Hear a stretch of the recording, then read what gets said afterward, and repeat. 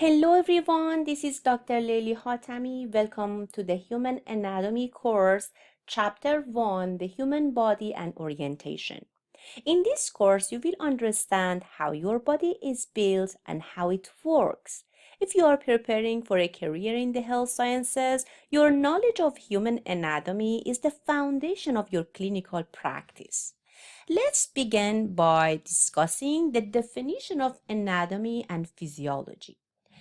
The anatomy is study of the structure of the body, and physiology is the study of body function. We cannot isolate anatomy from physiology. In anatomy courses, the study of structure and function often go hand in hand. Understanding the anatomical features of organs and tissues can enhance our comprehension of their function and vice versa. Let's make an example of comparison of anatomy and physiology. When you want to talk about the anatomy of the heart, you should know where the heart is located, what are all parts of the heart, what are the arteries, veins, nerves which supply the heart, and what is the relationship of heart to other organs. In contrast, the human physiology focuses on how organs like the heart is working to send out blood throughout the body. And now we can read these two sentences which are going to compare the definition of anatomy and physiology for the heart. In anatomy, it says the heart is a muscular organ. It's talking about the form and shape of the organ located in the chest, about the location of the organ. It consists of 4 chambers, 2 atria and 2 ventricles. It's talking about the structure. So anatomy is going to study the form, shape, location, structure of the organ, and also is going to cover the arteries, veins, nerves which supply the organs, and also their relationship with another organs. And the second sentence, it says the heart undergoes a process called diastole and systole during each cardiac cycle, which circulate the blood throughout the body. So this is going to be about the physiology. It's going to study how the heart is going to work and send out the blood throughout the body. Anatomy is a broad field of science consisting of several subdisciplines or branches. Each branch of anatomy studies the body's structure in a specialized way. Here we're going to discuss the gross and microscopic anatomy. The term gross means large in gross anatomy, or macroscopic anatomy. We are going to study the large structures which are easy to be seen with our eyes. For example, the bones, lungs, muscles. The studies of gross anatomy can be approached in several different ways. We have surface anatomy, regional anatomy, and systemic anatomy. The surface anatomy is the study of shapes and markings called landmarks on the surface of the body that reveal the underlying organs. Let me make an example. If you heard about the radial pulse,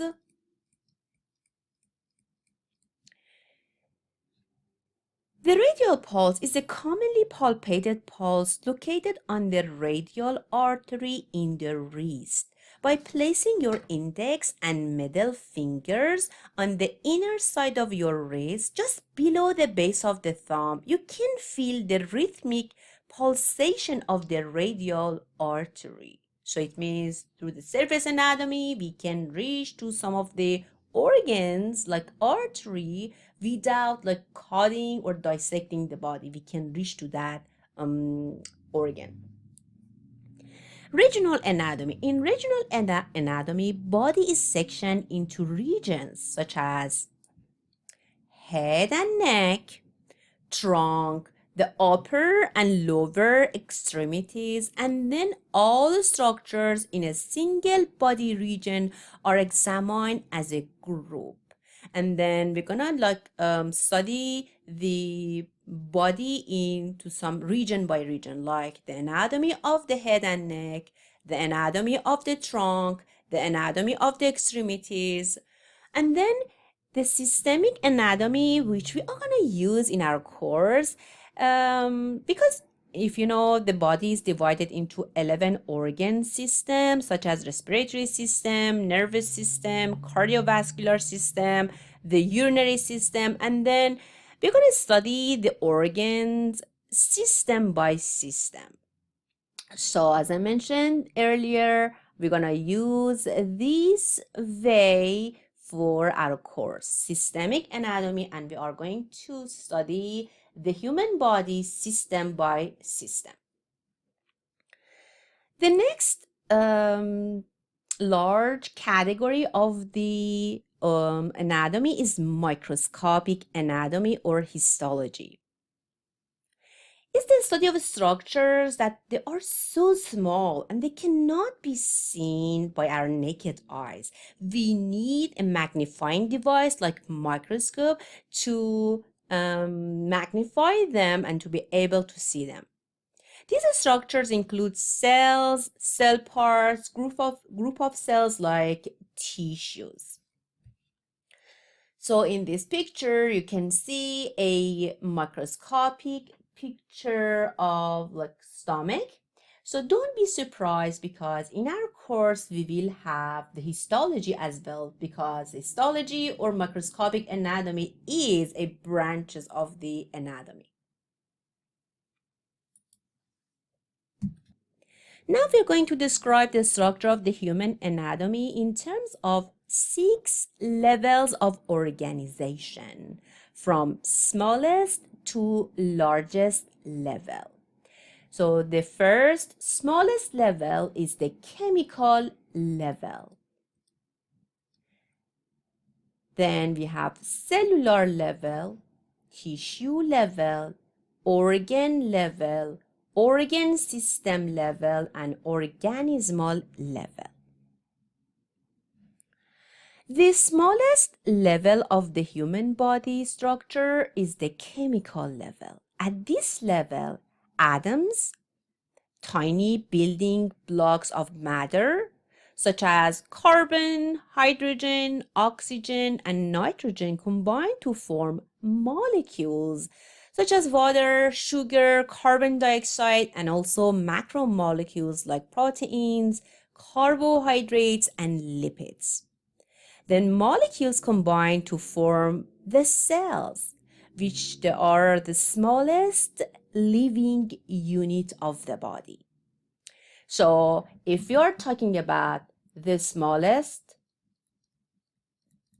living unit of the body, we are talking about the cells.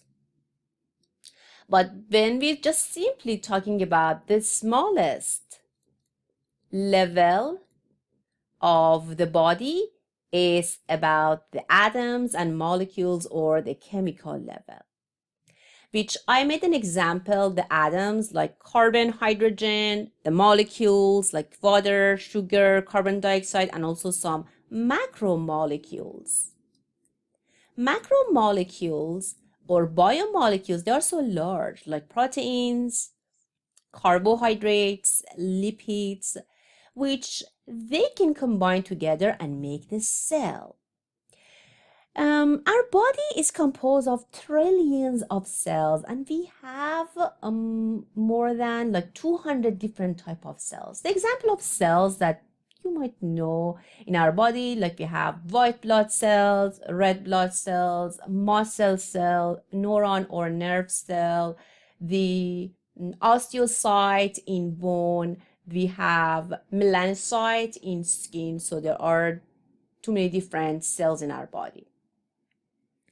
Next level is the tissue level.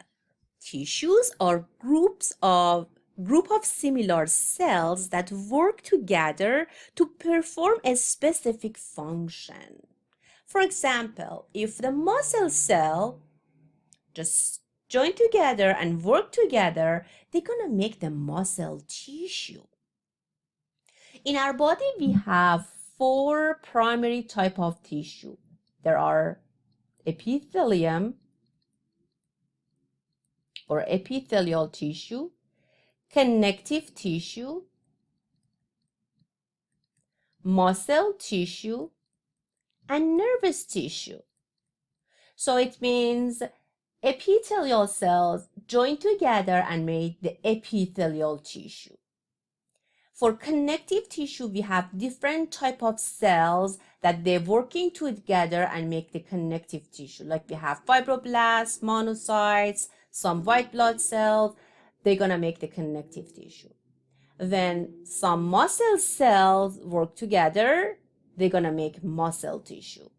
And then for nervous tissue, we have neurons and also glial cells. So as you can see, tissue is the structure which made of cells working together. Okay, the next level is organ level. What is the example of organ? Let's make an example of some organ in our body, like stomach, brain, tongue. Don't forget skin. These are some example of organ in our body. So it means if you break down the organ, you can have different type of tissues. So simply the definition of organ is a distinct structure of the body composed of two or more tissue types. As I mentioned, if you break down the stomach, you can find the epithelial tissue, connective tissue, muscle tissue, and nervous tissue. Even the skin. So please pay attention. The skin is not a tissue, it is an organ. It means if you break down the skin, you can simply find these four type of tissues in the skin, or tongue, or brain, or stomach. Or in our example, blood vessel. So we consider the blood vessel as an organ because as you can see, you can find the epithelial tissue, the muscle tissue, the connective tissue that join together, work together, and made the blood vessel as an organ. Next level is organ system level. The organ system consists of different organs that work together. Like we have cardiovascular system. In the cardiovascular system, the heart and blood vessel working together. And then finally, we have 11 organ system which all together gonna make the organism like you and me. So this concept is so important to understand because in our course we're gonna talk about this a lot, and you should understand what's the difference between like the chemical level, the cellular level, what's the difference between tissue and organ, and then we're gonna talk about this a lot in our course. Okay, and now we're gonna kind of review the 11 organ system in our body. And also their kind of major functions, but during our course we're gonna cover all of these 11 organ system in detail. There are integumentary system, skeletal system, muscular system, nervous system, endocrine system, cardiovascular system, lymphatic system, respiratory system, digestive system, urinary system, and reproductive system. So there are 11 organ systems in our body. Let's start with the integumentary system. The term integument means skin. The integumentary system primary organ is the skin. And also some accessory structures like hair and nails would be discussed in the integumentary system. The integumentary system is the external covering of the body or the skin, which it waterproofs the body and cushions and protects the deeper tissues from injury. With the help of sunlight, it produces the vitamin D. It also excretes salt in perspiration and helps regulate the body temperature. Sensory receptors located in the skin alert us what is happening at the body surface, like pain receptors, pressure receptors. So make sure you know some organs of the integumentary system, which, as I mentioned, the skin is the primary organ, and also some of the general function of the integumentary system, like covering the external surface of the body, protection of deeper tissue from injury, synthesizing vitamin D, and also it composed of some sensory receptors and also the sweat and oil gland. Next is the skeletal system, which consists of bones, joints, and cartilages. It supports the body and provide a framework that the skeletal muscle used to cause movement. And also the protective function of the skeletal system is that it's gonna make the skull, which is gonna protect the brain or vertebral column, which is gonna protect our spinal cord. And also in our skeletal system, because in our bone we have bone marrow, so the blood cells are formed within the bones inside of bone marrow. And also bone is going to store the minerals like calcium and also the phosphate, and then it's going to have a very close relationship with the blood. Next is muscular system, which the organs of the muscular system is the skeletal muscles. The muscle of the body have only one function, and it is contraction. They are able to contract.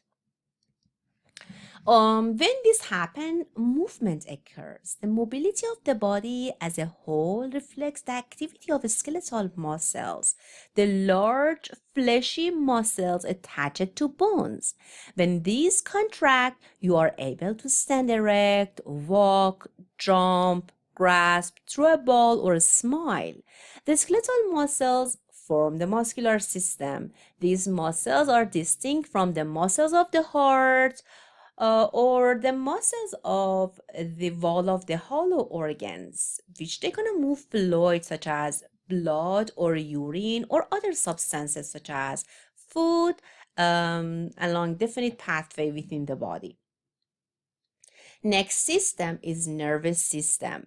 It's the body's fast acting control system.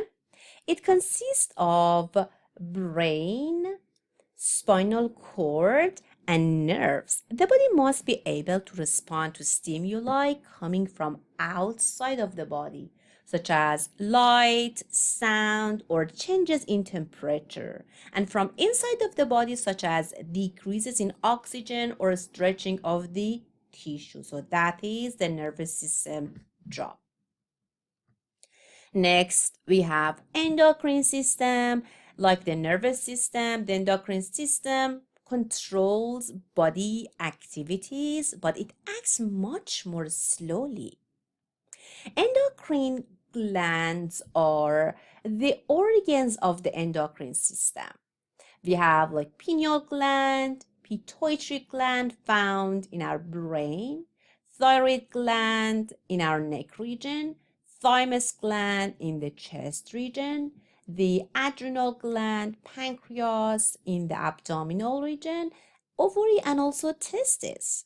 So these glands are able to produce the hormones. Please do not forget, the endocrine glands secrete the hormones, which through producing the hormones, they're going to regulate the body activities or the processes such as growth, reproduction, and metabolism. Then next is cardiovascular system. The term cardio means heart and vascular means vessel. So the cardiovascular system, we have heart and blood vessels. Heart pumps blood, and blood as a carrier delivers oxygen, nutrients, hormones, and other substances to, and also picks up waste such as carbon dioxide from those organs. Next, we're gonna talk about the lymphatic system or immune system. Its organs include lymphatic vessels, lymph nodes, and other lymphoid organs such as spleen and tonsils. When fluid is leaked into tissues from the blood, lymphatic vessels return it to the bloodstream so that there is enough blood to continuously circulate through the body. So one of the important function of the lymphatic system is to pick up the fluid leaking from the blood vessel and return them to the blood. And the next important function of our lymphatic system is going to be involved in our immunity, because in our lymphatic system, we have white blood cells like lymphocytes, which they're going to attack against the foreign substances within the body. Next organ system is respiratory system, consists of nasal passages, pharynx, larynx, trachea, bronchi, lung. The job of the respiratory system is to keep the body supplied with oxygen and remove the carbon dioxide. So it's gonna like prepare the oxygen and remove the carbon dioxide in our body. Next is digestive system. The organs of digestive system include the oral cavity, the esophagus, we have stomach, small intestine, large intestine, rectum, anus, liver, salivary gland. So their role is to break down the food and deliver the resulting nutrients to the blood.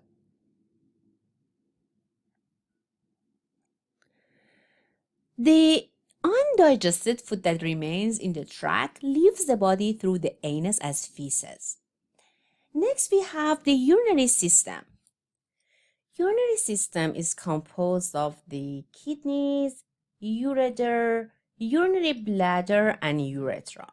It removes the nitrogen-containing waste from the blood and flushes them from the body in urine. Reproductive system is our last organ system. The role of the reproductive system is to produce the offspring, but we are going to study the male and female reproductive systems in separate. The male testes produce sperm, and other male reproductive system structures are the scrotum, penis, accessory glands, and the duct system, which carries the sperm to the outside of the body. The female ovaries produce eggs or ova, and the female duct system consists of the uterine tube, uterus, and vagina. Okay, now before going over the next concept, let's review whatever we learned. We defined the anatomy and physiology, which anatomy is all about the structure and the physiology is about the study of function. And then we defined the level of organization. We divided the human body to the 6 levels of organization from smallest to largest, We have chemical level, cellular level, tissue level, organ system level, and organismal level.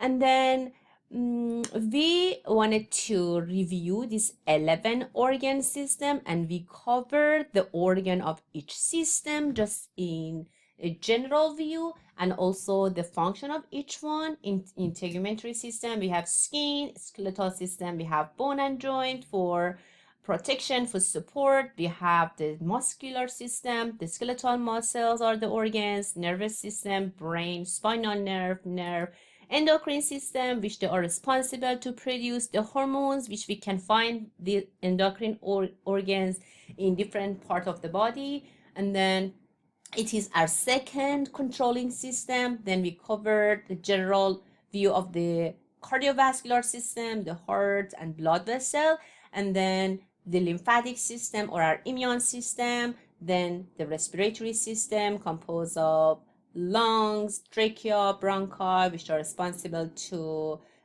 get the oxygen and remove the carbon dioxide. And next, digestive system, which is responsible to break down the food, composed of esophagus, stomach, liver, the pancreas, and then urinary system, which is responsible to send out the toxin or waste products from our body, and also the reproductive system. Okay, now the new concept is the anatomical terminology. You're going to see that most of the term that we are using in anatomy is not English. Actually, the most anatomical terms are derived from the ancient Greek and Latin words. Their terms are used for position, direction, regions, and structures, which to communicate effectively with one another, researchers, clinicians, anatomists, they develop a set of precise terms to describe the anatomy. The first thing that you should know and is important is the anatomical position. The anatomical position is a reference point. It's not a comfortable position. It's a standard position. It's a reference point, which that means the body is standing erect. So as you can see in this picture, the person or the body stands erect. The feet flat on the floor. The upper limbs or arms are at the side. The palms facing forward, which is super important. Don't forget the palms facing forward. Face, eyes also facing forward. This is the anatomical position.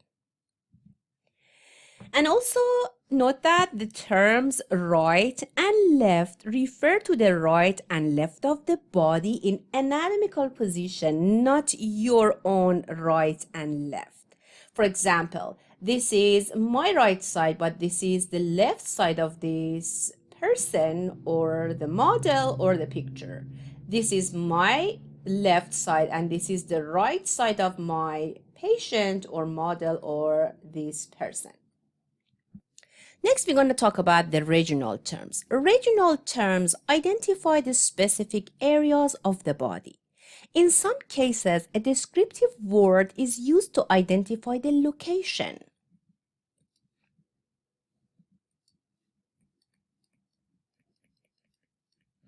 For example, the axial region, the appendicular region. The axial region refers to the main axis of the body, such as head, neck, and trunk. The appendicular region refers to the appendages, the arms and legs, the upper and lower limbs. The other regional terms use a body part to identify a particular region of the body. For example, the nasal region refers to the nose. Orbital region is related to the eye. Cephalic means head. Frontal means forehead. Oral refers to the mouth. Mental is related to the chin. The cervical is the neck region. Thoracic is the chest region. Axillary, it refers to the armpit. Abdominal refers to the abdomen. The brachial is related to the arm. The antebrachial related to the forearm. Carpal relates to the wrist. Femoral refers to the thigh. Okay, so I'm not going over all of them, but please practice. So you're gonna learn them and use many of them during our class, lecture, and lab. And this is the back of the body that you can see some of these terms are kind of different, but some are same. For example, neck doesn't matter, front or back is called cervical, but the elbow region, the back of the elbow is called olecranal, while the front of the elbow is called cubital. That is it. It's not here, but I can add it here. The cubital or antecubital is the front of the elbow, or front of the kneecap is called, or knee is called patellar region, and the back of the knee is called popliteal. So you're gonna learn this because we have the assignment during our lab time. You're gonna learn all of them, don't worry. Next, we have the orientation and directional terms.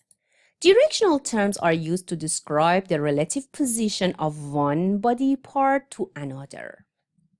Superior or cranial describe a position above or higher than another part of the body.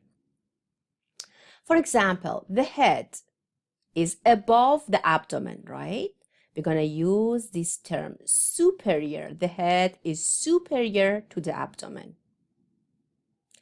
Your nose is superior to your mouth.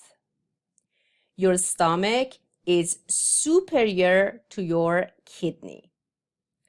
Next term is inferior or caudal, which describes the position below or lower than another part of the body proper, near or toward the tail, or away from the head, and or toward the lower part of the structure of the body or the body, or below.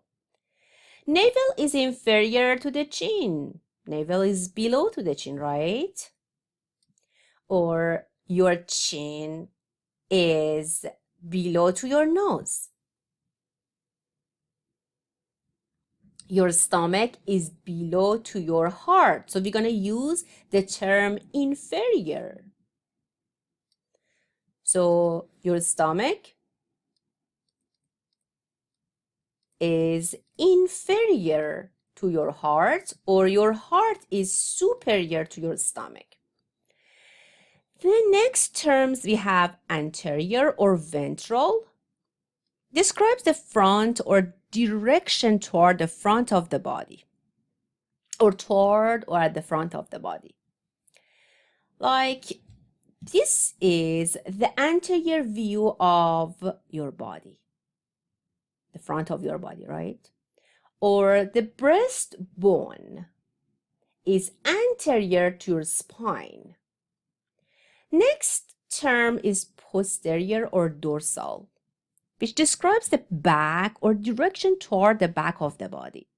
Like this is the posterior or dorsal view of the body. Your spine is in the back or posterior surface of your body. Or the heart is posterior to your breastbone. Next term is medial. Medial describes the middle or direction toward the middle of the body. The heart is medial to the arm. Lateral describes the side or direction toward the side of the body. The arms are lateral to the chest. The thumb, please take notes this one. The thumb, because it might show up in your quiz. The thumb is lateral to the digits, to the fingers. Okay, so let's go back and look at this. You can see this is the anatomical position. Person standing erect, foot at the floor level, the arm at the side, and also look at the palm facing forward. And then look at the thumb, which gonna be at the lateral side. So the thumb is the lateral to the digit, which we call the finger as digit or digital region. So based on the anatomical position, we can use the term lateral for the thumb is lateral to the digits. Next, we have these two terms, proximal and distal. Okay, please pay attention to these two terms, proximal and distal, because it might be a little bit confusing, but please pay attention. The proximal, it means closer to the origin of the body part or the point of attachment of a limb to the body trunk. Distal defines further from the origin of the body part or the point of attachment of the limb to the body trunk. Keep in mind that we only can use these two terms for the structures of the upper and lower limb. Attention. One more time. We only can use these two terms, proximal and distal, for the structure of the upper and lower limbs. We shouldn't use the proximal and distal for the organs or structures of the trunk. Never ever forget we will use proximal and distal for limbs. That's the reason we say the point of attachment. For example, for the upper limb, our point of attachment to the limb is shoulder. If the structure is closer to the shoulder, would be proximal. Further from the shoulder, it would be distal. For example, the location of the elbow and wrist. Which one is closer to the shoulder? Elbow, right? So then elbow is proximal to the wrist. But the wrist is farther from the shoulder or the origin of the point of attachment. So we can say wrist is distal to the elbow. Or for the structure of the lower limb, the point of attachment of the lower limb to the trunk is the hip joint. So then the structures which are closer to the hip would be proximal, and the other farther from the hip would be distal. If you want to compare the knee and thigh, thigh is closer to the hip, right? So then we can say the knee is distal to the thigh, or thigh is proximal to the knee. Next term, we have superficial or external, and then deep or internal, which they are pretty easy and straightforward. This superficial describe a position closer to the surface of the body. For example, the skin is superficial to the muscle, and deep describes a position farther from the surface of the body. The brain is deep to the skull. Ipsilateral means on the same side. For example, the right hand and the right foot are ipsilateral. Contralateral means on opposite side, the right hand and left foot are contralateral. Next concept is body plane and sections. If we want to observe the internal anatomy of an organ, like the brain, heart, lungs, we're going to cut the body into slices, which are called sections. So section is a two-dimensional surface of a three-dimensional structure that has been cut. But the plane is an imaginary surface that passes through the body. There are three planes which commonly we are using in anatomy and medicine. We have the sagittal plane, frontal or coronal plane, transverse or horizontal plane. The sagittal plane is a vertical, flat surface which divides the body into the right and left portions. Frontal or coronal plane is a vertical, flat surface which divides the body into the anterior and posterior sections.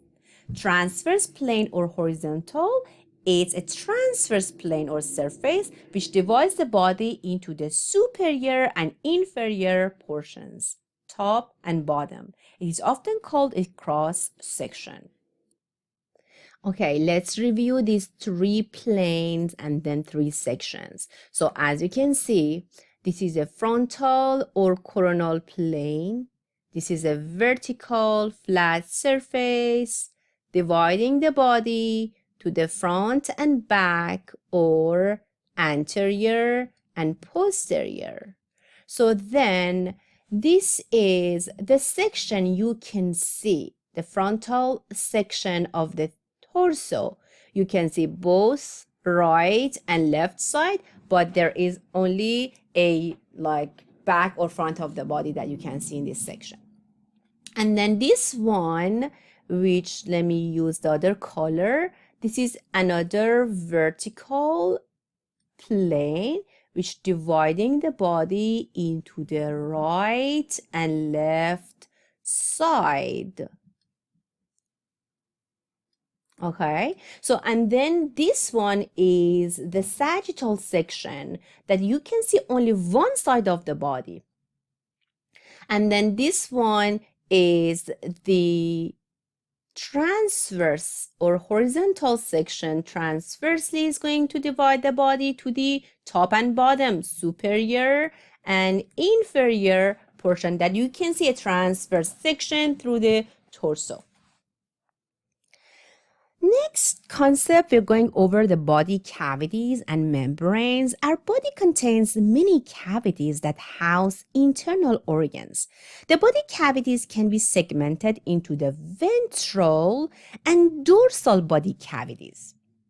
So as you remember, the dorsal means back. So dorsal body cavity is located in the back of the body, and ventral body cavity is located at the front of the body. So you can see with these two different colors. The yellow one, it's showing you the dorsal body cavity, and the red one is showing the ventral body cavity. The posterior or dorsal and anterior or ventral body cavities are each subdivided into smaller cavities. In the dorsal body cavity, we have cranial cavity and also vertebral cavity. The cranial cavity houses the brain, and the vertebral cavity encloses the spinal cord. The ventral body cavity has two main subdivisions: thoracic cavity at the superior part and abdominopelvic cavity at the inferior part. The thoracic cavity is separated from the abdominopelvic cavity by diaphragm. So diaphragm here, let me use a color like this one, which should be revealing, hopefully. Okay, so here we have the major respiratory muscle, which is diaphragm, and is gonna separate thoracic cavity from the abdominopelvic cavity. So it means superior to the diaphragm we have thoracic cavity, inferior to the diaphragm we have abdominopelvic cavity. Okay, so this is a lateral view of the body cavities. And look at this one, which is the anterior view of the body cavity. Still, you can see the dorsal body cavity, and on the top side, we have cranial cavity and then vertebral cavity, houses the brain and spinal cord. And let's look at the ventral body cavity from this anterior view and their subdivision. The thoracic cavity, it has 3 subdivisions. The thoracic cavity is subdivided into the pleural cavity, right and left. So again, this is my right side. This is the left side of my picture. This is my this is my right side, the left side of the picture. This is my left side, the right side of my picture. So it means that this is the left pleural cavity. Guess what organ would be found in the left pleural cavity? That's correct, left lung. And then on the right side, in the thoracic cavity, we have the right pleural cavity, a home for right lung. Okay, and then between the left and right pleural cavities, there is mediastinum. So then here, this cavity is called mediastinum. mediastinum. The mediastinum is divided into the superior and inferior parts. The inferior part is also called pericardium or precardial cavity. Peri means around and cardio means the heart. So simply means that this is a home to the heart. So in the inferior mediastinum or precardial cavity, it's a home for heart, and then the superior mediastinum, you can find the esophagus, trachea, major blood vessels such as aorta, and some other structures like as thymus gland. So you can actually write it down. In superior mediastinum, we can find these organs: trachea, an organ of the respiratory system; esophagus, the organ of digestive system, and also the major vessels such as aorta, an organ of the cardiovascular system, and also one of the organ of the lymphatic system, thymus gland, would be found in the superior mediastinum. Okay, let's go inferior to the diaphragm and dive into the abdominal pelvic cavity. The abdominal pelvic cavity consists of the abdominal cavity and the pelvic cavity, but there is no structure separating them. The abdominal cavity mostly contains the digestive organs such as stomach, liver, pancreas, gallbladder, kidneys, and most of the small and large intestines. The pelvic cavity contains the urinary bladder, internal reproductive organs like the ovary in the female, and also some of the parts of the large intestine like rectum would be found in the pelvic cavity. Okay, now we're going to talk about another structure which is called serous membrane. Serous membrane is a thin membrane that's lined the thoracic and abdominal pelvic cavities and cover the organs located in those cavities. Serous membrane have special names according to their location. The serous membrane covering the lung is called pleura. The serous membrane covering the abdominal cavity is called peritoneum. The serous membrane covering the heart is called pericardium. So As you can see, all three serous membrane starts with T. P, pleura, for lung, peritoneum, for abdominal cavity, organs, and pericardium for the heart. These are the serous membrane covering the heart, the lung, and also the abdominal organs. We can divide the serous membrane to two layers, parietal layer and visceral layer. As you can see in this picture, it's an analogy of the serous membrane and how the serous membrane composed of two layers and how these two layers making the serous cavity. So in this analogy, the face is like an organ in our body, like consider as a heart or any other organ like lung. And then we can define these two layers. This layer which directly covering the face is the visceral layer or visceral serosa, as this term viscera means the internal organ.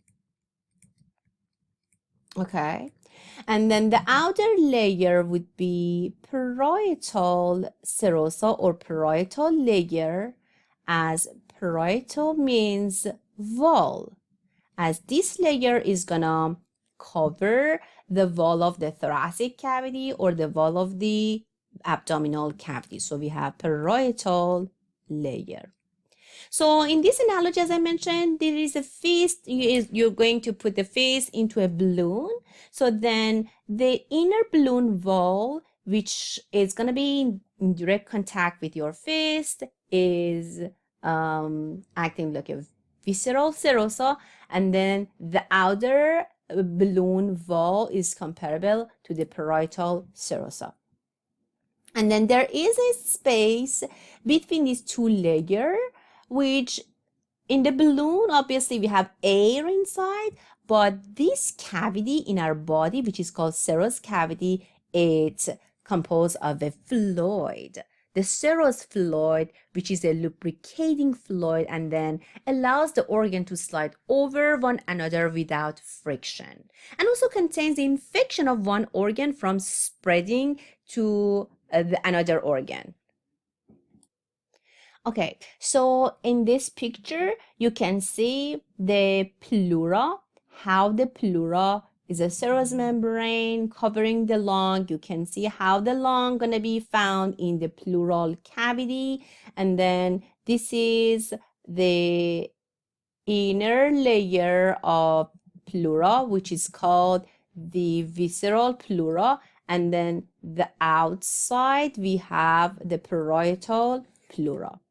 Next, you can see the pericardium, the serous membrane covering the heart. It also has parietal pericardium, the outer layer, the visceral pericardium, and then between these two layers, there is a fluid, the serous fluid, inside of the pericardial cavity. And then next, you can see the cross section of the abdomen, which we can define the peritoneum is covering the organs of abdomen, and also there are two layers, visceral layer and parietal layer. The visceral layer is the layer directly covering the organs, and parietal layer is the layer which gonna cover the abdominal wall. And then between these two layers, there's a space or cavity. It's called peritoneal cavity, filled with the serous fluid. Next concept, we're going over the abdominal quadrants and abdominal regions. With two imaginary lines, one vertical and one horizontal, we can divide the abdominopelvic region into 4 quadrants. To easily find the organs and describe their location, so we are going to use the right and left term. Again, this is my right side, the left side of the picture, and this is my left side, the right side of my picture. So based on these 4 quadrants, we have the upper quadrants and lower quadrants. So easily we can name them. we have right upper quadrant, left upper quadrant, right lower quadrant, and left lower quadrant. Make sure you know the organs would be found in each quadrant. In the right upper quadrant, mainly you can find liver, gallbladder, part of the large intestine, and also the small intestine. And in the left upper quadrant, you can find most part of the stomach, the spleen, part of the kidney, the left kidney, and also the part of the large intestine and the small intestine. In the right lower quadrant, you can find the appendix, part of the large intestine like cecum, part of the small intestine. In female, you can find the ovary here, and in the left lower quadrant, you can find the portions of the large intestine, the small intestine, and also the left ovary in female, and then also part of the ureter and also kidney gonna be found in these two quadrants. The other way that we can divide the abdominal region is through 4 lines, which 2 of them are vertical and 2 of them are horizontal. We can divide the abdominal pelvic region into the 9 regions. Okay, again, we're gonna use the right and left term here. And because on the right side, this region above is under the cartilages of the rib. So we're going to use these 2 terms. The hypo means under and chondro means cartilage. So if you know the meaning of each of these terms, that would be very easy for you guys to memorize this term. Right hypochondriac region, which means the right side under the cartilage of the ribs, just this side. That you can see part of the liver here, gallbladder here, the part of the a little bit part of the large intestine. And then on the left hypochondriac region, the same region but the left side, under the cartilage of the ribs. So here you can find part of the stomach, the spleen gonna be found here, and then we have right lumbar region. The lumbar means lower back. So this is a lower back region, but the right side. And then on the left side, we have left lumbar region. In this right and left lumbar region, you can find the portion of the colon and also the kidneys, like right kidney, the left kidney. And then on the right side, we have the inguinal region or iliac region, which on the right side, we have the cecum and appendix. And on the left side, we have the sigmoid colon and also okay, now it's time to go to the middle column, which gonna be found between the right and left. So here on the top we have epigastric region. Epi means above. Epi means above, and gastro means stomach. Epigastric region means above the stomach. And then here we have hypogastric region or pubic region. Then between the epigastric region and pubic region, in the middle we have umbilical region. Let's see what are the organs going to be found in these regions. The epigastric region, we have most part of the stomach, a little part of the liver, but mostly stomach. And then in the umbilical region, mostly we have the small intestine. In the hypogastric region, we have part of the small intestine, but the urinary bladder are going to be found here. In male, we can find the prostate gland here as well. Okay, so There are the roots that we kind of use in this chapter. You can go over the roots to remember the word. And then, for example, when we say pericardial, what does it mean? So you have this, peri means around, and cardi means heart. So simply means around the heart. Or brachial region. When you know brachy means arm, so brachial region refers to the arm. Or we have this term dors means back, epi means above. So just review these roots, and I want to say thank you so much for listening to this. Hopefully you took some notes. If you have any question, reach it to me through my email. Thank you so much and have a good day. Bye.